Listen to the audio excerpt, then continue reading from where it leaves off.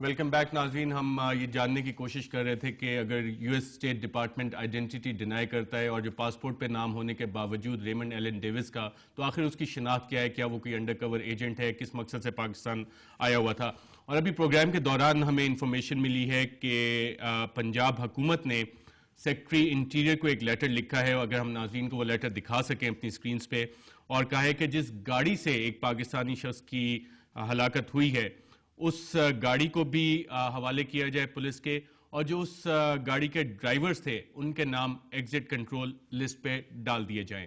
اور اس میں یہ بھی کہا گیا ہے، سیکرٹری انٹیریئر کو جو لیٹر لکھا گیا ہے، کہ ریش اور نیگلیجنٹ ڈرائیونگ سے ایک شخص کی ہلاکت ہوئی ہے، اور اس میں کیس نمبر ایف آئی آرز کا بھی ریفرنس ہے، اور وہ گاڑی جو ہے وہ ابھی تک لاپتہ ہے. لیکن لیٹسٹ اطلاعات کے مطابق یہ بات سامنے آئی ہے کہ ریمنڈ ڈیوس نے اس گاڑی کے آکوپنٹس کے نام پولیس کو تفتیش میں بتا دیے ہیں.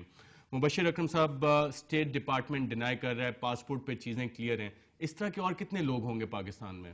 God knows. یہ تو ڈیپینڈ کرتا ہے نا کہ ہمارا سیکورٹی اپریٹرز جو آپ کو اور مجھے اٹھانے میں 10 منٹ نہیں لگاتا، اٹھا کے پھر غائب بھی کر دیتے ہیں، مار پیٹ کے پھر چھوڑ بھی دیتے ہیں.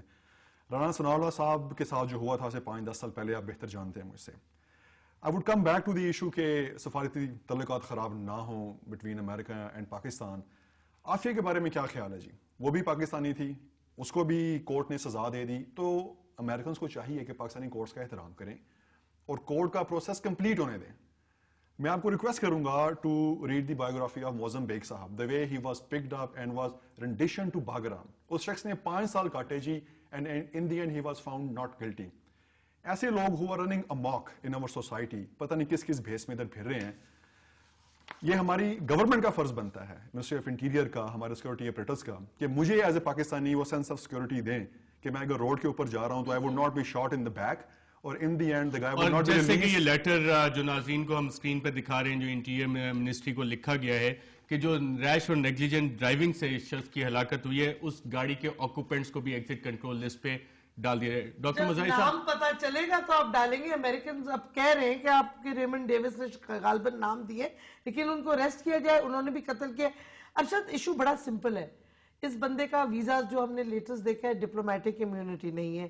اس نے قتل کیا ہے، 2 پاکستانیوں کو اس نے قتل کیا ہے، ایک پاکستانی کو اس کے ڈرائیو امریکن ایمبیسی کے ڈرائیورز نے قتل کیا ہے.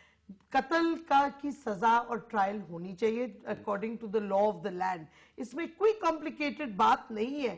اور اگر اس وجہ سے امریکہ اور آپ کے تعلقات ختم ہوتے ہیں تو جیسے انہوں نے کہا کہ تعلقات پھر ہے ہی نہیں. مطلب اگر اس بات پہ it is ridiculous. اور اصل بات تو یہ ہے کہ کب وہ وقت آئے گا جب ہماری حکومت ہمارے پاکستانی جانے، سویلین جانے، ان کی کوئی رسپیکٹ کرے گی، ان کو کوئی ویلیو دے گی. نہ یہ کہ جس امریکن کی مرضی چاہے سر عام پاکستان کو مرڈر ود امپیونٹی قتل کرتا جائے، یا ڈرون حملوں میں، یا جس طرح یہ شوٹنگ. ڈاکٹر شیرین مزاری، مبشر اکرم صاحب، آپ دونوں کا پروگرام رپورٹر میں شرکت کا شکریہ. ناظرین، ریمنڈ ایلن ڈیوس کی آئیڈینٹی کے بارے میں شکوک و شبہات کو اسٹیٹ ڈپارٹمنٹ کے سپوکسمین پی جے کراؤلی نے خود جنم دیا، اور سوال یہاں پہ یہی ہے کہ پاسپورٹ پہ جو نام درج ہے اگر وہ غلط ہے تو اس شخص کی اصل آئیڈینٹی کیا ہے، اور وینا کنونشنز کیا کسی جاسوس پہ اپلائی ہوتے ہیں یا اس شخص پہ جس کو کہ ایک ڈیفرنٹ آئیڈینٹی کے تحت کسی ملک میں بھیجا گیا ہو. اور 2 بریفنگز میں اسٹیٹ ڈپارٹمنٹ ابھی تک ریمنڈ ایلن ڈیوس کی آئیڈینٹی کنفرم نہیں کر سکا ہے. آپ بھی ناظرین اس بارے میں سوچیے گا، اور آپ ہمیں اپنی رائے بھیج سکتے ہیں reporter@dawnnews.tv پہ. اجازت دیجیے گا، اللہ حافظ.